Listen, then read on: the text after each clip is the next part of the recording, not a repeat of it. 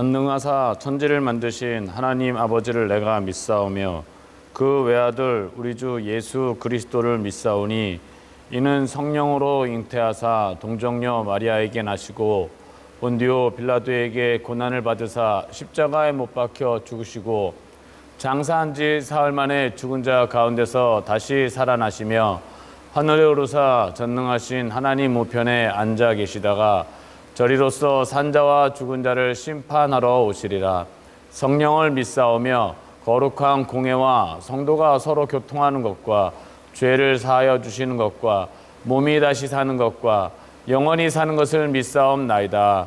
아멘. 오늘 여러분들과 우리에게 주시는 하나님의 말씀은 고린도전서 10장 23절서부터 고린도전서 11장 1절까지의 말씀입니다.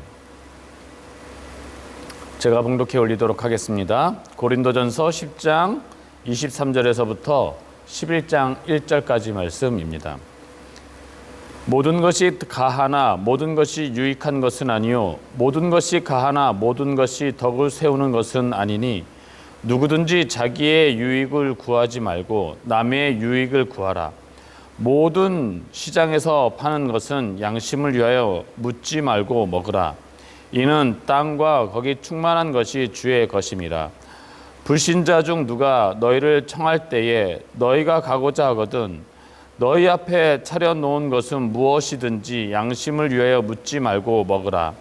누가 너희에게 이것이 재물이라 말하거든 알게 한 자와 그 양심을 위하여 먹지 말라.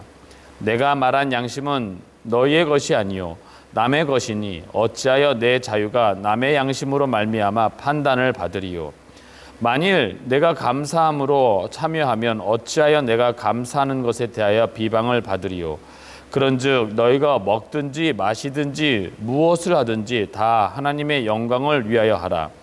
유다인에게나 헬라인에게나 하나님의 교회나 거치는 자가 되지 말고 나와 같이 모든 일에 모든 사람을 기쁘게 하여 자신의 유익을 구하지 아니하고 많은 사람의 유익을 구하여 그들로 구원을 받게 하라.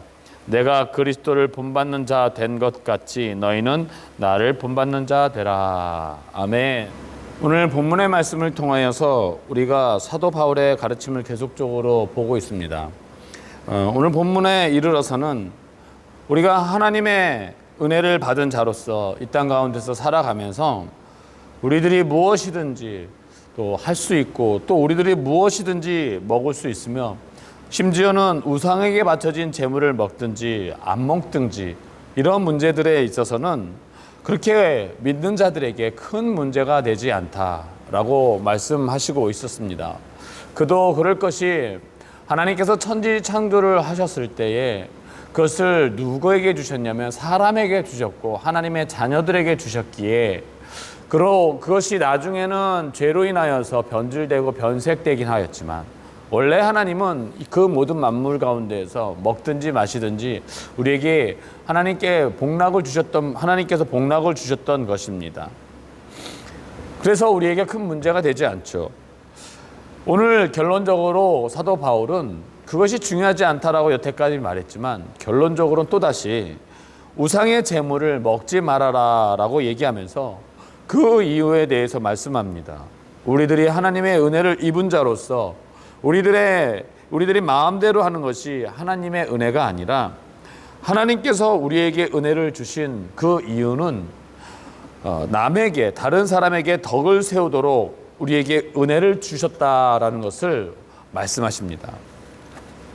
오늘 말씀해 보니까 우리가 은혜를 받은 자로서 살아가는 것은 너희들이 옳음을 드러내는 것이 아니라 누군가의 덕을 드러내기 위해서 너희들의 옳음을 덮어야 한다면 그것을 말씀을 하고 있는 것이죠. 즉 누군가의 덕을 위해서 내가 설령 옳다라고 한다 할지라도 그것을 내려놓을 수 있는 그런 넓은 마음에 대해서 말씀하고 있습니다.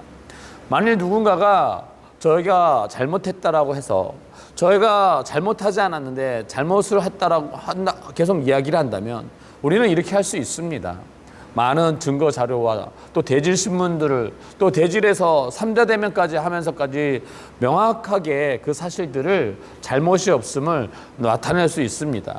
그러나 우리가 기억해야 될 것은 무엇인가 하면은 이기는 것이 목적이 아니라 내가 누군가를 이기게 되면 그 이김으로 말미암아 그 사람은 마음의 상처를 얻게 되어지고 또 상처를 얻게 되어진다든지 아니면 나의 원수가 되어질 수 있다라는 것을 말합니다.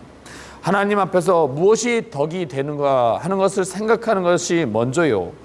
이것이 신앙의 성숙한 모습이다라고 사도 바울은 말씀하고 있습니다. 하지만 우리가 기억해야 될 것은 무엇이냐면 불의에 대해서만큼 정말 하나님의 말씀 앞에서 불의에 대해서만큼은 우리가 타협하진 않아야 되겠죠. 그 외의 것들을 말씀하고 있는 것입니다. 오늘 본문의 말씀은 네 가지로 구분해서 생각해 볼 수가 있겠죠. 첫 번째로는 23절부터 24절까지의 말씀인데 남의 유익, 판단의 기준은 남의 유익을 위해서 살아라라고 말씀하고 있습니다. 23절에 덕을 세우는 것을 아니니 무엇이요? 모든 것이 덕을 세우는 것이 아니니 누구든지 자기의 유익을 구하지 말고 남의 유익을 구하라라고 말씀하고 있습니다. 다른 사람의 이익을 구한다는 것은 무엇을 의미하는 걸까요? 이웃이 처한 어려움과 이웃에게 있는 연약함을 이해하고 그들의 자리에서 함께 생각하고 또 함께 생각하고 행동하는 것, 이것이 다른 사람의 유익을 구한다라고 말할 수가 있습니다. 우리는 대부분 다른 사람의 이웃에 처한 어려움과 연약함을 생각하기보다는 내 생각의 범위와 내가 알고 있는 상식선에서 저 사람을 이해하려고, 타인을 이해하려고 하고 내 기준에 맞지 않으면 배격하는 것이 인간의 모습이지만 오늘 24절에서는 그러지 말라라고 말합니다. 또한 남의 유익을 구하라라고 하는 이 메시지 성경에는 뭐라고 메시지를 하고 있느냐면 뭐든지 괜찮아, 우리는 하나님이 허락하셨기 때문에 뭐든지 괜찮아 라고 말할 수 있지만 다른 사람이 제대로 살도록 돕는 것이 남의 유익을 구하는 것이다 라고 얘기합니다. 즉 다른 사람이 믿음으로서 잘 성장할 수 있게 돕는 것, 하나님이 원래 창조하셨던 목적이죠. 돕는 배필. 그리고 신앙 가운데서 믿음의 사람으로서 잘 살아낼 수 있도록 돕는 것이 남의 유익을 위하여 구하는 것이다 라고 메시지 성경에서 말씀하고 있습니다. 사랑하는 성도 여러분, 그러한 삶이 여러분들의 삶이 되시기를 예수님의 이름으로 축원합니다. 성장되어지는 삶을 살아가게 되시는 여러분들의 삶이 되어지시기를 나만 생각하는 것이 아니라 저 사람이 신앙으로 잘 성장할 수 있도록 도와주는 저와 여러분들이 되길 바랍니다.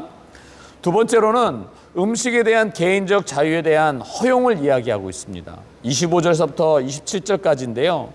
무릇시장에서 파는 것은 양심을 위하여 묻지 말고 먹으라 라고 얘기합니다. 고린도 시대의 교회에서는요, 고린도 시대의 사람들은요, 그 시장에서는 두 종류의 고기를 팔았던 것 같습니다. 하나는 진짜로 사람들이 먹을 수 있게끔 식용으로 팔고 있는 고기가 있었는가 하면 또 하나는 우상에게 바치는 제물, 고기들이 있었다라는 것을 이야기를 할 때, 그럴 때 우리가 오늘 본문에서 사도 바울은 어떠한 것이든지 간에 땅과 거기에 충만한 것이 주의 것이다 라는 것을 기억하면서 먹어라, 자유롭게 먹어라 라고 얘기합니다. 때로는 이런 상담을 요청하시는 사람들이 있죠. 우리 집은 제사를 드리는데 제사의 음식을 먹어야 되는지 말아야 되는지, 먹게 되면 죄를 짓는 거 아닌가요? 라고 물어보시는 분들이 있습니다. 그럼 뭐라고 대답을 해야 될까요? 네, 우리는 그것에 대해서 믿음대로 하라고 말씀을 드릴 수가 있습니다. 너의 믿음이 하나님 앞에서 그게 죄라고 생각된다면 먹지 않는 것이 맞는 것이고, 너의 믿음이 그것이 아무 문제가 되지 않다. 왜? 하나님의 것이기 때문에, 사람들이 정해놓은 제물이지, 우상의 제물이지, 먹어도 그것이 나에게 있어서 아무런 영향이 되지 않는다. 하나님의 은혜에 있어서는 빼앗을 자가 없다라고 고백하고, 그런 신앙의 고백이 있다면 It's okay라는 얘기입니다. 그러면서 이제 28절 말씀해 보니까 누가 너에게 이것이 재물이라 말하거든 알게 한 자와 그 양심을 위하여 먹지 말라라고 말을 합니다. 즉 이런 것은 이렇습니다. 재물을 먹고 있는데 그 재물을 먹으려고 할 때에 그때 그거 우상 숭배했던 재물인데 먹으면 안 되는 거 아니야? 라고 얘기하는 사람이 있다라면 나는 하나님 앞에서 그것이 문제가 되지 않지만 저 사람을 위해서 내가 그것을 먹지 않아야 된다라고 얘기를 할 수가 있는 것이죠. 그 사람이 그렇게 말했던 이유는 그냥 아무 의식 없이 그냥 우상제물이다라는 것을 알려주기 위한 것일 수 있고요. 또 하나는 당시 고린도 사람들은 예수를 믿는 사람들이 적었습니다. 신앙을 지키는 사람들은 어느 정도 룰을 지켜야 된다. 신앙인의 모습은 이래야 된다라는 룰이 있기 때문에 그것에 대해서 말하면서 저 사람의 태도가 어떠한지에 대해서 보려고 순간 지켜보겠다라는 뜻일 수도 있겠지요. 이 사람이 어떻게 하나라고 볼 수가 있습니다. 사도 바울은 이야기합니다. 이제 이 순간부터 양심에 대한 문제가 아니라 자신의 양심에 대한 문제가 아니라 저 사람의 양심에 대한 문제이기 때문에 상황이 바뀌었다라고 이야기를 하면서 저 사람과 그 사람의 믿음의 분량에 맞춰서 너희가 행동해라 라고 말씀하고 있습니다. 여러분, 우리가 신앙생활을 하다 보면 또 이렇게 많이 직장생활 하다 보면은 또 이렇게 경우가 있죠. 그리스도인인 것을 뻔히 알면서 회사 동료나 직장 상사가 술을 마셔라, 뭐 도박하러 가자, 뭐 이렇게 했을 때 뻔히 알고 있는데도 왜 그럴까요? 우리가 어떻게 하는지 보려고 하는 것이죠. 믿음의 결단이 필요할 줄 믿습니다. 29절부터 30절에는 이렇게 기록되어 있습니다. 내가 말한 양심은 너희 것이 아니요 남의 것이니 어찌하여 내 자유가 남의 양심으로 말미암아 판단을 받으리요. 만일 내가 감사함으로 참여하여 어찌하여 내가 감사한 것에 대해서 비판을 받으리요 라고 말씀하고 있습니다. 그리고 이제 31절서부터 이 하나님의 영광과 구원이 상관관계가 있다라는 것을 보게 되죠. 31절서부터 볼까요? 31절에 보니까 그런즉 너희가 먹든지 마시든지 무엇을 하든지 다 하나님의 영광을 위해서 하라 라고 말합니다. 28절부터 30절까지가 개인적 자유에 대한 제한을 주었다면 이제 30절부터는 모든 삶의 판단의 기준이 어디에서부터 올 것인가에 대해서 말씀합니다. 그 판단의 기준은 하나님의 영광, 이것을 하는 것이 하나님의 영광을 드러내는 것인가 아닌가, 이런 판단의 기준이다라고 말씀하고 있죠. 모든 것이 다 그렇습니다. 또 결정을 내릴 때도 마찬가지입니다. 사람을 대할 때도 마찬가지입니다. 이 행동이, 이 말이, 이 모든 것이 사람을 살리는 일인가, 사람을 죽이는 일인가를 생각할 때 우리의 판단의 기준이 명확해지겠죠.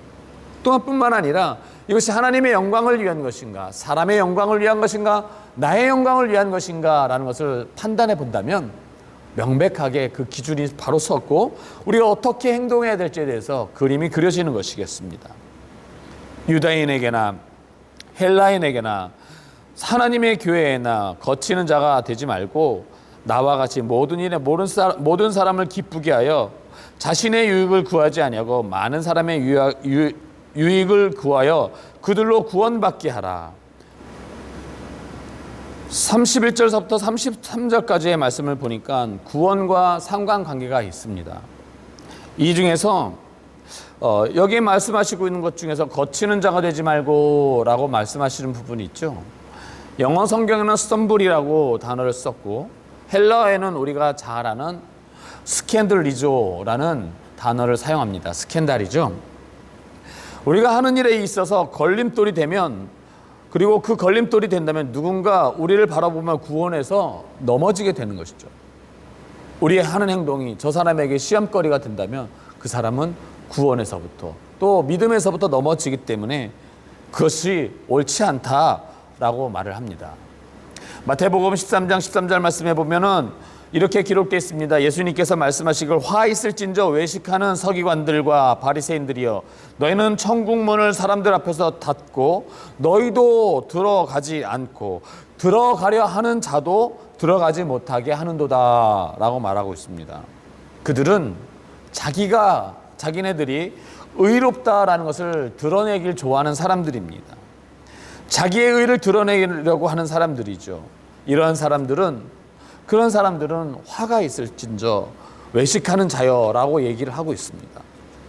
우리도 마찬가지입니다. 우리의 의를 드러내려고 한다면 화 있을진저 외식하는 자여라는 책망을 들을 수밖에 없겠지요. 그리스도인들은요, 우리 모든 믿는 사람들은요, 우리는 주님이 말씀하시기를 주님을 따르는 자가 되라라고 말씀하십니다. 그러나 우리는 주님을 따르는 자라고 하긴 하지만 십자가를 지고 자기 부인을 따라올 것을 말씀하시지만 우리는 주님은 우리에게 리더가 되라고 말씀한 것이 아니라는 것을 기억해야 될 것입니다. 우리로 하여금 끊임없이 따르는 자가 되라라고 말씀하십니다. 우리는 예수가 사는 법을 가르쳤지만, 예수를 믿고 사는 법을 가르쳤지만 예수를 믿고 우리들이 어떻게 죽어야 하는지에 대해서 잘 가르치지 않았다라고 김병삼 목사님은 말씀하신 것을 들었습니다. 사랑하는 성도 여러분, 우리가 예수를 따르는 자가 되어줄 때에 무엇을 위해서 예수를 따르는가? 그리스도의 아름다운 덕과 하나님의 덕을 기르기 위해서 예수를 따르는 자가 되어야 될 줄 믿습니다. 그리스도를 본받는 자가 되어야 될 줄 믿습니다. 은혜가 무엇입니까? 또 강한 자는 약한 자의 약점을 돌보고 또 그 약점을 감싸줘야 되는 것이 우리의 모습이다라고 로마서 15장 1절 말씀에 기록되어 있습니다. 사랑하는 성도 여러분, 여러분들이 하나님의 기쁨을 위해 사는 것이 여러분들의 행복하게 만드십니까? 여러분들이 속에 있는 그 믿음으로 행하는 일들이 육신적으로 곤고하고 내가 손해보는 것 같지만 그것이 여러분들의 기쁨이 되십니까? 그렇다면 여러분들은 진짜 그 은혜 가운데 또 하나님의 말씀대로 살아가는 사람인 줄 믿습니다. 그런 삶을 살아가게 되시는 저와 여러분들의 삶이 되시기를 예수님의 이름으로 축원합니다. 기도하겠습니다. 하나님 아버지 감사합니다. 우리가 오늘 이 사도 바울의 말씀처럼 우리가 아버지 하나님께서 먹든지 마시든지 주를 위해서 하나님의 영광을 위해서 그리스도의 아름다운 덕을 끼치는 자로서의 판단 기준이 서 있을 수 있게 하시고 또한 우리가 또 다른 사람이 신앙으로서 제대로 살도록 돕는 자로서 서 있을 수 있도록 주님 축복하여 주옵소서. 이웃의 처한 어려움의 연약함을 이해하고 그들의 자리에서 함께 생각하고 행동하게 하여 주시옵소서. 감사드리며 거룩하신 예수님의 이름으로 기도드리옵나이다. 아멘. 하늘에 계신 우리 아버지여, 이름이 거룩히 여김을 받으시오며 나라의 마옵시며 뜻이 하늘에서 이루어진 것 같이 땅에서도 이루어지리다. 오늘날 우리에게 일용할 양식을 주옵시고 우리가 우리에게 죄진 자를 사해 준 것 같이 우리의 죄를 사하여 주옵시고 우리를 시험에 들지 말게 하옵시며 다만 악에서 구하옵소서. 대개 나라와 권세와 영광이 아버지께 영원히 쌓옵나이다. 아멘. 이 시간 한 마음으로 기도하며 나아갈 때에 이제 코로나로 인하여서 무너져 있는 영역들을 위해서, 무너져 있던 우리의 성벽들을 재건하기 위해서 힘쓰며 기도하며 나아가십시다. 이 나라가 무너졌던 영역들, 또 교회가 무너졌던 영성들, 다음 세대들이 무너졌던 신앙들, 가정이 무너졌던 것들, 그 모든 무너져 있던 영역들을 위해서 기도하면 좋겠고요. 또 오늘 말씀에서처럼 그리스도의 아름다운 덕을 끼치는 자, 하나님의 영광을 위해서 사는 자가 되게 해달라고 우리 주여 한 번만 외치고 동성으로 기도하며 나아가십시다. 주여! 하나님 아버지, 그렇습니다. 우리의 심령이